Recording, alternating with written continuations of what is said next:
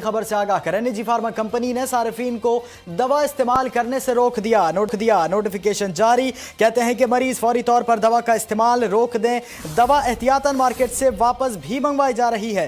सार्फिन इस्तेमाल शुदा सिरप भी वापस कर सकते हैं। इस वक्त निजी फार्मा कंपनी ने सार्फिन को दवा इस्तेमाल करने से रोक दिया। नोटिफिकेशन जारी करते हुए कहा कि खांसी का सिरप बनाने वाली कंपनी ने सार्फिन को दवा इस्तेमाल करने से रोका है और अगर इस्तेमाल शुदा सिरप भी मौजूद है तो वापस किया जा सकता है। खांसी के सिरप मार्केट में इस वक्त मुकम्मल वापसी का फैसला कर लिया गया है।